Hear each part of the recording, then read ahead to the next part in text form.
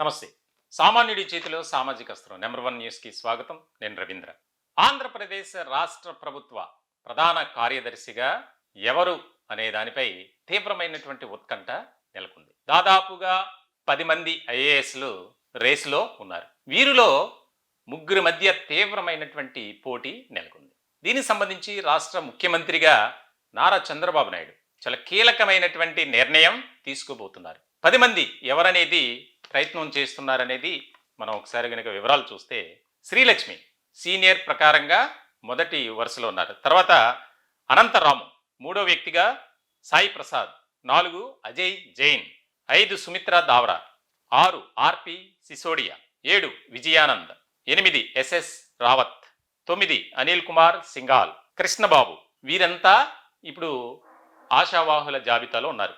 ఈ 10 మందిలో 2 కేంద్ర సర్వీసుల్లో ఉన్నారు, సుమిత్రా దావరా అలాగే అనిల్ కుమార్ సింగాల్. అయితే మాకు అందుతున్నటువంటి సమాచారం ప్రకారం చాలా కీలకమైనటువంటి ఇన్ఫర్మేషన్ ఇది.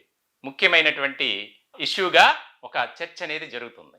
రాష్ట్ర ప్రభుత్వానికి ప్రధాన కార్యదర్శిగా ఒక ముఖ్యమైనటువంటి వ్యక్తి నియామకం కాబోతున్నారు. ఆయనే విజయానంద్ అనేదైతే క్లియర్ కట్గా చెప్పొచ్చు.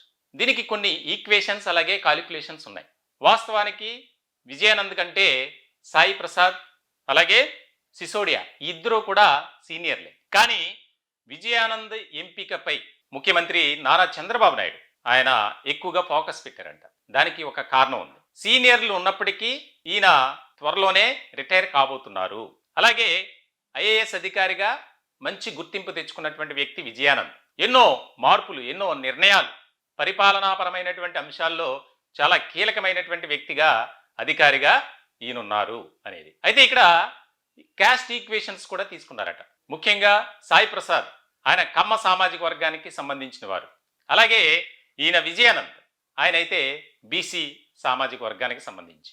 ఇక్కడ ముఖ్యమైనటువంటి అంశం ఏంటంటే, ఇప్పుడే కూటమి ఒక రకమైనటువంటి పరిపాలనా పరంగా ముందుకు వెళ్తుంది. ఇక్కడ రాజకీయంగా అలాగే పరిపాలనా పరంగా కూడా ముఖ్యమైనటువంటి అంశంగా ఇది సిఎస్ ఎంపిక అనేది జరగబోతుంది.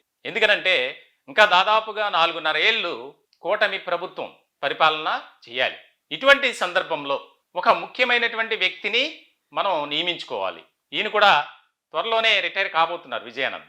అంటే కొద్ది నెలల పాటు సిఎస్గా ఆయన బాధ్యతలు నిర్వర్తించనున్నారు. ఆయన తర్వాత విజయానంద్ రిటైర్డ్ అయిన తర్వాత సాయి ప్రసాద్కు ఆ అవకాశం ఇవ్వాలి.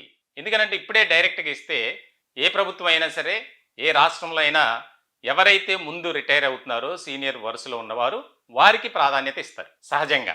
ఇప్పుడు నారా చంద్రబాబు నాయుడు కూడా అదే ఇష్యూని తీసుకుని, ముఖ్యంగా ఇక్కడ బీసీ సామాజిక వర్గం డైరెక్ట్గా సీనియర్ అని సాయి ప్రసాద్ ఆయన్ని తీసుకుంటే గనక ఒక రకమైనటువంటి ముద్ర పడుతుంది అనేది కూడా భావించినట్లు మనకు తెలుస్తుంది. మొత్తానికైతే తీవ్రమైనటువంటి ఉత్కంఠ, ఎవరి స్థాయిలో వారు ప్రయత్నాలు చేస్తున్నారు. ఎందుకనంటే కూటమి 3 పార్టీల కలయిక, తెలుగుదేశం పార్టీ, భారతీయ జనతా పార్టీ అలాగే జనసేన. ఈ 3 పార్టీల పరంగా ఇప్పుడు ఎవరు అబ్జెక్షన్ ఒకవేళ ప్రతిపాదించినా తీసుకోవాలి, రిసీవ్ చేసుకోవాలి ఆ అంశాన్ని. ఇందులో కొంతమంది ఐఏఎస్లు అయితే కేంద్రం నుంచి సపోర్ట్ చేసుకునేలాగా మలుచుకున్నారట. మనకు అందుతున్నటువంటి సమాచారం ప్రకారం అయితే విజయానంద్ నూతన సిఎస్గా ఖచ్చితంగా ఆయనకే అవకాశం దక్కబోతుంది అనేది అయితే మనకు తెలుస్తుంది. మరికొద్ది గంటల్లోనే దీనికి సంబంధించినటువంటి ఉత్తర్వులు కూడా వచ్చే అవకాశాలు ఎక్కువగా కనిపిస్తున్నాయి. మొత్తానికైతే నారా చంద్రబాబు నాయుడు విజయానంద్ పైనే ఎక్కువగా మొగ్గు చూపిస్తున్నారు.